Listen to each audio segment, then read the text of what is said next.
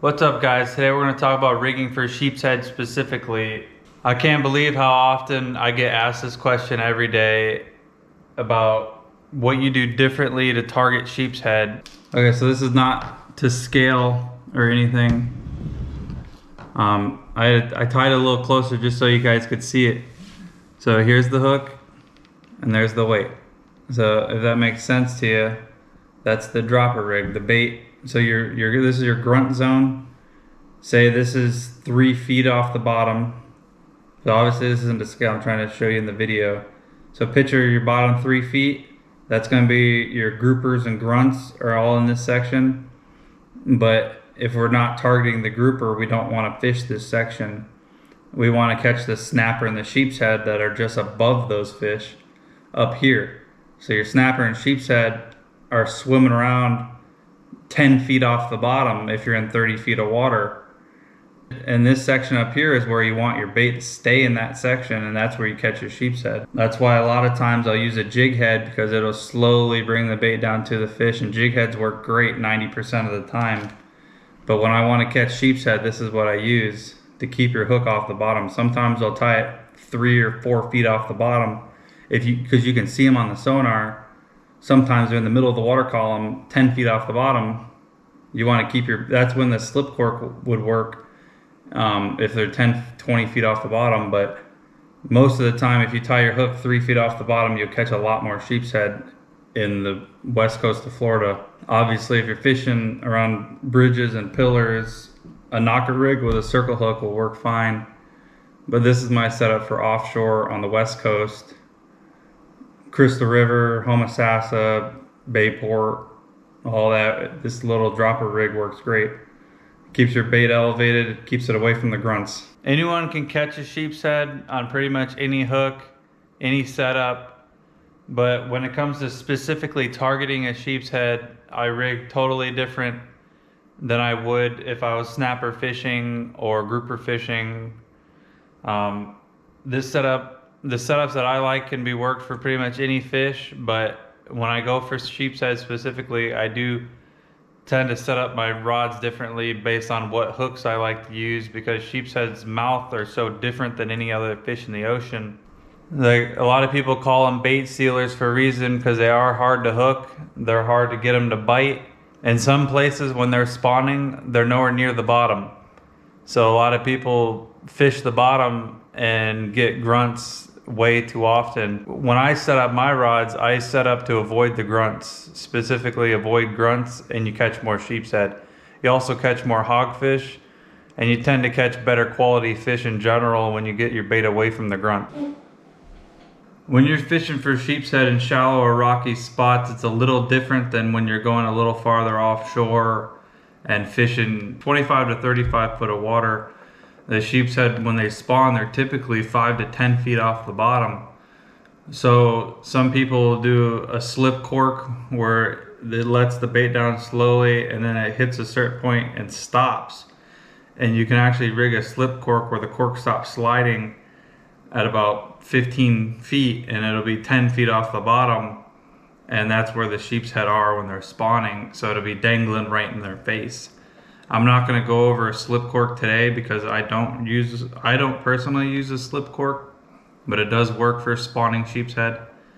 But that's a whole different video. You can look up, people do it freshwater a lot for crappie and specks or whatever you call them. I'm going to specifically go over from a knocker rig to a dropper rig to a jig head. Those are the 3 setups that I use all the time. And I'll show you which one that I use mainly to target sheepshead. This one is the most common that everyone uses for a knocker rig. You can do a lightweight. This one's kind of an in-between weight. I think this is a 3/8 ounce. You can go down to a 1/4 ounce weight if you're doing real light tackle or shallow water. Use a 2 or a 3/0 circle hook. I use these mainly for redfish, snook, snapper. But when I go offshore, these work great for everything. You can change your weight based on how deep or how strong your current is, you know. And then same setup for grouper fishing. You know, you just do it a little bit bigger size. You know, for your little fish, you use a 2 to 3/0. Your bigger fish, you use a 6 to 7/0. And with heavier weight, of course, for grouper. But we're not talking about grouper today. This will catch sheepshead. You got to get lucky that it gets in the corner of the mouth, you know, because sheepshead mouths are so hard that a circle hook actually helps get it in the corner of their mouth and avoid those hard crunchers, or sometimes it's impossible to hook those fish. So let's talk about my next setup, which is my favorite setup for sheepshead. Now these are J hooks, so these would be more for your shallow water, catching them in 17 to 20 foot of water. Anywhere that you're allowed to use J hooks in state waters. You're supposed to use circle hooks when you're in federal waters, or targeting any reef fish, you're supposed to use circle hooks. But my favorite technique, no matter what I'm fishing for, if I'm fishing for fish that are up off the bottom, I like what's called a dropper rig, to where the hook is above the weight. This setup, the weight is above the hook. This setup, the hook stays elevated. So if the sheepshead are up here and your weight's down here, it keeps your bait off the bottom. So the different hooks is very key to sheepshead, because these cheaper eagle claw hooks that you can get at Walmart, the sheepshead actually break it in half when they bite it. It's a little too thin, and this hook gets broken in half all the time when I'm sheepshead fishing. So I like this hook, but I don't like it for sheepshead. This is the only time of the year that I use these hooks here, these short shank hooks that are a little bit thicker. The sheepshead like to chomp it in half right in the middle here. So these hooks, they're a little thicker and they don't break when the sheepshead grab it. They're a little stronger too. These are the Mustad 2/0 hooks. They're short shank. They're a little bit more difficult to get out of the sheepshead mouth, but you won't lose any fish with these. I like a little bit taller hook than this one. This is the Owner Gorilla Light 2/0 hook. These work as well. A nice strong short shank hook. These both work great. I love these for sheepshead. And obviously, if you're offshore, you can use a 2 or 3/0 circle hook. All right, so and then obviously a jig head is universal. Pretty much works anywhere. Either Pig's jigs or Jim's jigs. They both work great. I catch a lot of grouper on these. Is using a jig head with a half a thread fin or a big live shrimp. The snapper and the grouper love that setup. And then a little bit lighter weight is good when the current's not as strong. You can catch a lot of snapper on just a jig head and a shrimp. Sheepshead will hit it sometimes on the way down if they're feeding good, but if they're not feeding really good, this will get all the way to the bottom, and then you'll be down here in the grunt zone where you don't want to be. I like this setup better with the hook off the bottom. So let's talk about how we rig for that. 30-pound leader here. You can use 20 or 25. I like 30 pounds simply because every time I go sheepshead fishing, I end up hooking 20 or 30 grouper on accident.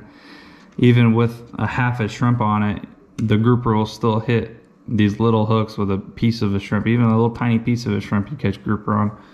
So I like to have 30-pound leader just so I don't lose everything. We're not going to talk about the jig heads as much because we're not targeting snapper. When we're talking about sheepshead, I pretty much only use this setup, either one of these 3 hooks here for sheepshead with a weight. So it doesn't really matter what hook you choose. I've caught hundreds of sheepshead on this rig here. So let's talk about rigging it. I have my 7.5 foot St. Croix here with a BG 3000 with 20-pound braid.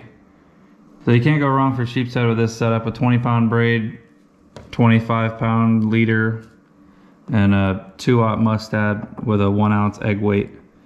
You don't need a 1 ounce egg weight, but I use it a lot because sometimes the current's really strong when I'm sheepshead fishing. All right, let's get to it. I tend to use a longer leader because the longer your leader is, the bigger the fish you can catch off of a lighter tackle leader, because it provides more stretch. If you have a short leader with light braid, chances of your braid or your knot snapping are much higher. Then if you have a longer leader, you have more stretch between you and the fish.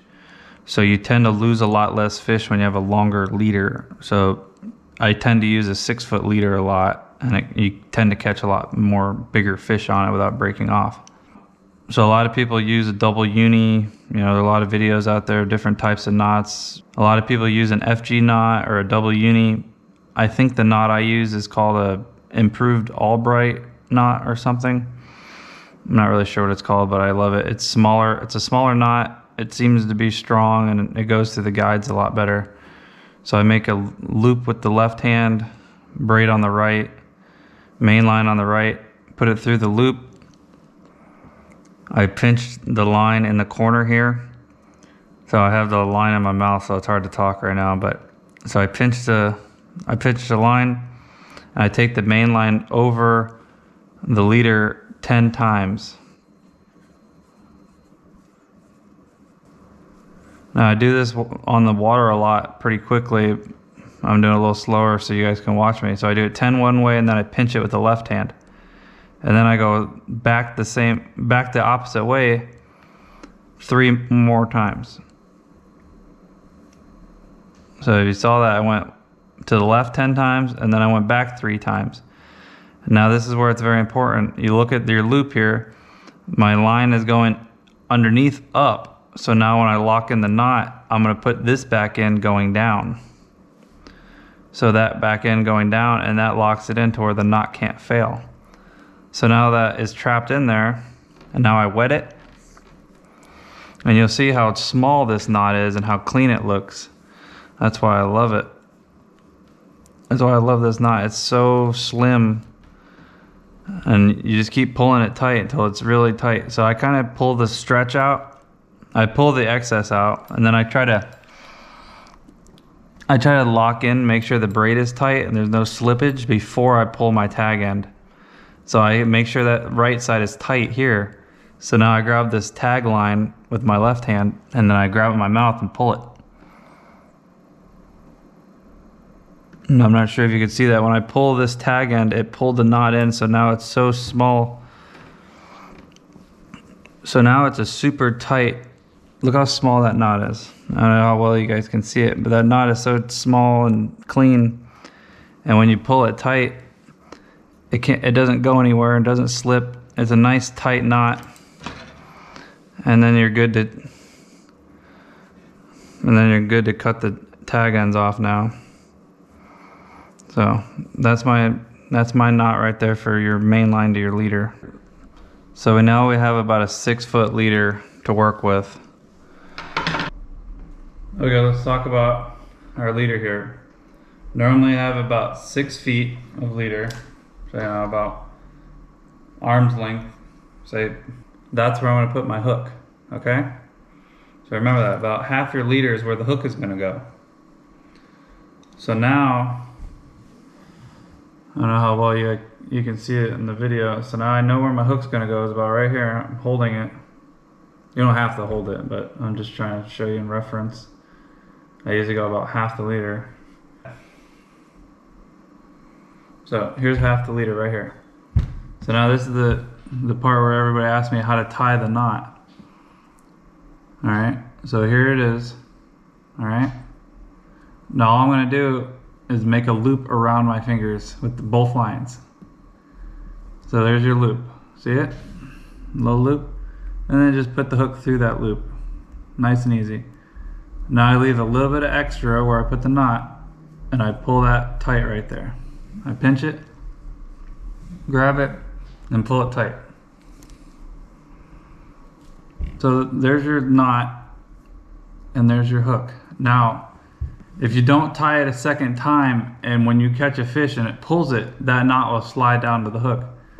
So what I do to hold it in place is I just do a quick another knot, the same exact thing. So that's my quick setup. I tie 2 quick knots, and then you pull them tight. That knot can't slip now, and that hook dangles there in the water column nicely. So hopefully you can see that good, where it just kind of dangles there with a half a shrimp or a whole shrimp, and it just dangles there. And I like the small hook because the small hook will be It's kind of the same color as a shrimp. So it kind of blends in with the shrimp and they don't see it. Now for the weight. Put you guys back in my head for the bottom. All right, so you see how we have our leader here, all the way up. So here's our main line to our leader. We got about 2.5 feet. There's our hook. And then at the very bottom of the leader, we're gonna have our 1 ounce weight. So now, I'm gonna say about 2 feet is about right there. Now we're gonna grab the weight, do the same knot, just loop it around your finger, and then put the weight through the loop. And that's the easiest knot you'll ever learn. And you just pull that tight, just like that. And then you can cut the excess off. And there's your dropper rig. So you have a weight about 2 feet up. Here, let me stand up and show you. So there's your weight, and it's about 2 feet off the bottom. So it's hard to get in the video, but here's the hook right here. And then you follow the line down, your weight, with a 6-foot leader halfway through, your weight's gonna be at the bottom. Your hook is now 3 feet off the bottom. So it's coming from above. Here's your hook dangling in the water column, and your weight is all the way down here on the bottom. So obviously, if you're fishing in 10 to 20 feet of water, it doesn't need to be 3 feet off the bottom. If you're fishing over 30 feet of water, that's when you do it. The deeper you go, the higher you put it. And then that gets it away from the smaller fish, and you start getting into the better quality fish. But in shallow water, I would do the same setup, only about 12 inches off the bottom. And I would do for that in the rivers. I catch a lot of the small eaten size black drum that are like 16 to 18 inches. Your silver trout, your whiting, pretty much everything will eat this setup.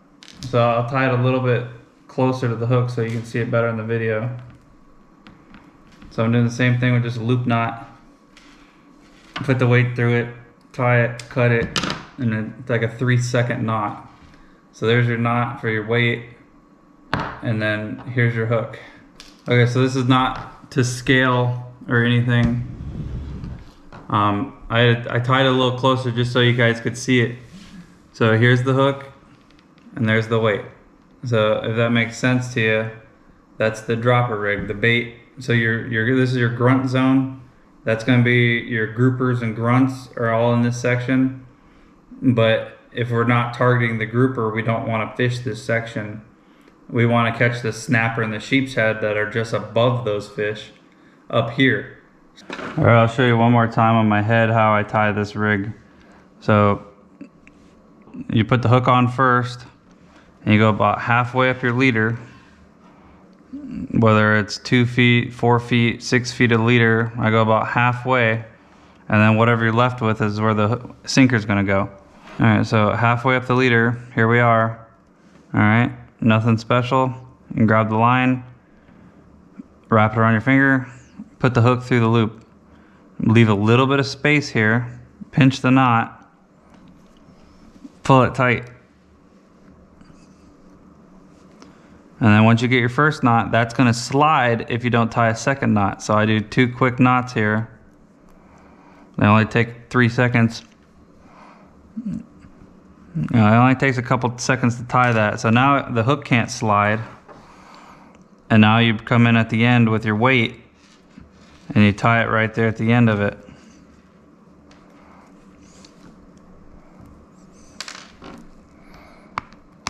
So you do your loop knot, pull it tight, cut the tag end, and there's your dropper rig with your hook 2 feet.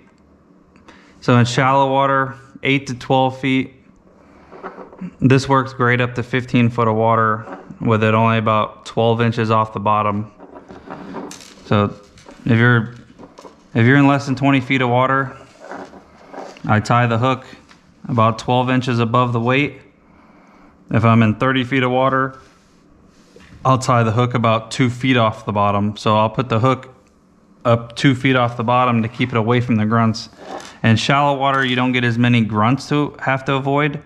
So this works great in shallow water. And then deeper you go, tie your hook farther off the weight. And then it helps you avoid the smaller fish. So hopefully everybody got the concept of the hook off the bottom, weight on the bottom, hook elevated. That's my Sheepshead rig. Hopefully that answers all your questions. I'll make more how-to videos of how to rig for different species and what I do for each fish. I'll make more of these how-to videos if you guys like them. So make sure you hit that like and subscribe button. Thanks for watching, guys.